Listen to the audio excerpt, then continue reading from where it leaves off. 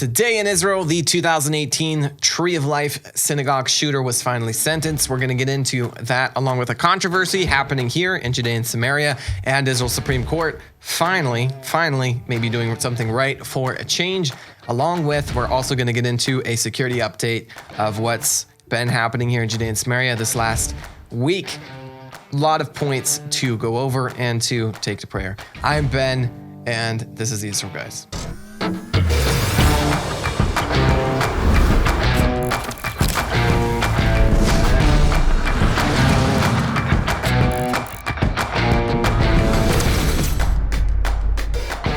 Welcome back to the Israel Guys, where we believe that in a world of Jew hatred and anti-Israel propaganda, you should have a direct connection to the land and people of Israel.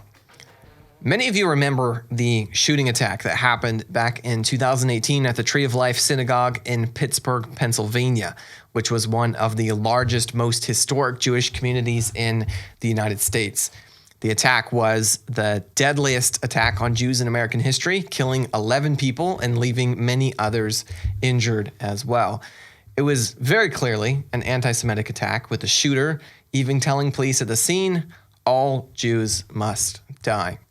Well, now, nearly 5 years later, he was formally and finally sentenced to death on 22 capital counts, 37 life sentences, 20 years of, 20 years each on 4 additional counts. This came just after a federal jury unanimously agreed on the death penalty for Bowers. Just as a quick aside, this is the first federal death sentence under the Biden administration, which imposed a moratorium on capital punishment. So fantastic stuff right there. The 1027 Healing Partnership, which was established to help those affected by the shooting, released this statement following the trial, which reads, "The families, survivors, witnesses, and community that have been impacted by the October 27th, 2018 mass shooting, including the congregates of Dor Hadash, New Light Congregation, and the Tree of Life Congregation, have waited almost 5 years for the conclusion of this trial.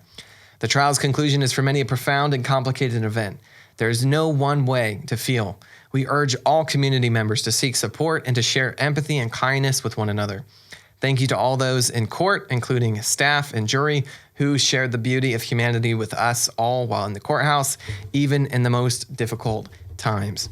Above all else, we believe that the resilient communities listen to those who are directly impacted and uplift their voices. We encourage everyone to listen to the experiences survivors and families shared about their loved ones, and about their commitment to Judaism, about their own fears and joys and sorrows, and about how they hope to continue to live their lives. Over this last week, these families and survivors have shown exceptional courage in sharing their stories with the court and with the wider world. Today and every day, we remember Joyce Feinberg, Richard Gottfried, Rose Mallinger, Jerry Rabinowitz, Cecile and David Rosenthal, Bernice and Sylvain Simon, Dan Steen, Irving Younger, Melvin Wax. May all of their memories be for a blessing. Amen and amen. May all of their memories be for a blessing, and may we continue to stand against anti-Semitism in America and in Europe and the whole entire rest of the world. Amen to that. Now, you might be asking, standing with the Jewish people sounds all well and good, but how do you actually do that? How do you put your boots on the ground and stand tangibly with the Jewish people beyond word? Well, we have an answer for you on that. We have friends at an organization called Blessed by Israel that provide the perfect opportunity to support both the Jewish people and the land of Israel that was promised to those Jewish people by God himself. They ship the beautiful products of small businesses and families living in Israel's heartland to people all around the world. You can buy the wonderful tastes, smells, and goodness of the promised land from Blessed by Israel. Check out the amazing extra virgin olive oil, savory spices, cosmetics, hand creams, soaps, lotions, chocolates, coffee, and much, much, much more. The best part about all this is that at the same time as you enjoy the goodness of the land of Israel, you are also blessing the faithful pioneers who are restoring and rebuilding Judea and Samaria.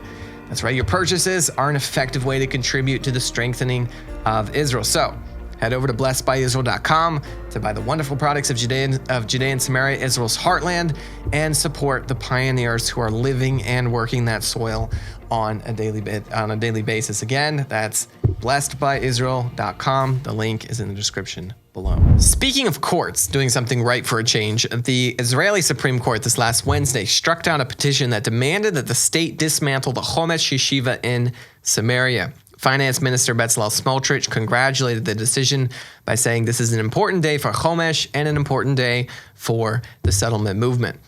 This is actually a pretty important ruling, not just for Yeshiva, but as Smotrich said, for the whole settlement movement. And we're getting into some backstory, you'll see why. The controversy surrounding Chomesh started when it was established back around 1978, I believe, on what was claimed to be private Palestinian land. Because of this, in 2005, which was the same year that the Gush Katif disengagement happened in Gaza, so in 2005, the residents of Chomesh, as well as 3 other communities in the Shamron and Samaria, were forcefully evicted and their homes destroyed by order of the Israeli government. About a year and a half later, an unauthorized yeshiva was hastily established and has been operated in some form for the past 16 years, despite constant legal battles and international outrage. In December of 2021, Yehuda Dementman, we've done a couple shows on Yehuda, was murdered in a terrorist attack on the road near the outpost. Following his funeral, a march to Chomesh was held calling for its rebuilding, and that built enough momentum that later that month a vote was held in the Knesset to rebuild Chomesh. But unfortunately, it was defeated 50-59. Just 6 months ago, though, new Knesset, the new conservative Knesset repealed the articles from the 2005 law that banned Israelis from entering and residing in the 4 Samaria communities. In May, IDF Central Command head Major General Yehuda Fuchs signed an order allowing Israelis to re-enter Chomesh. Finally. So that's some of the backstory.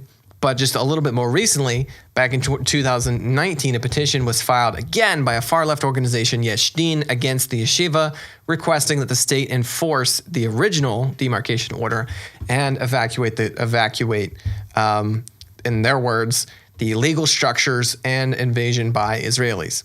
The court, in dismissing the petition, stated, "We have received a statement from the state explaining that there is no obstacle facing the aforementioned rights holders." So that's what the court said. They continue, "We presume the state will act to guarantee the right of access as mentioned."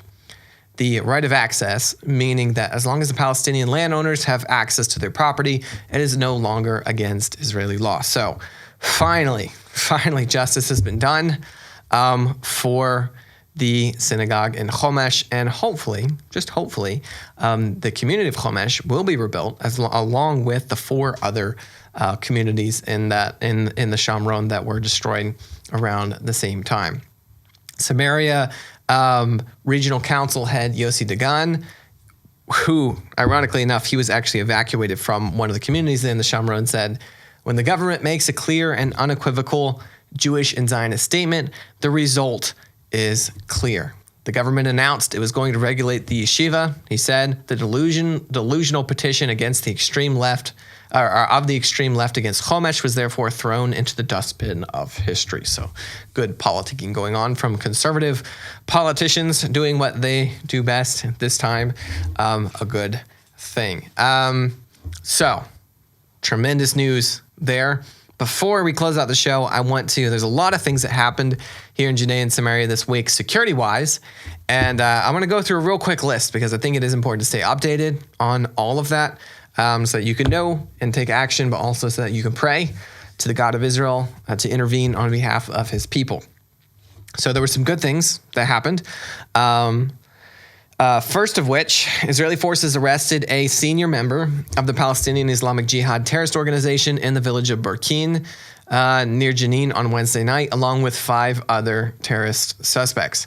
At the same time, 6 terrorist suspects were arrested during a brigade-level Israeli counter-terror operation in Beit Umar, northwest of Hebron in Judea. Awesome there.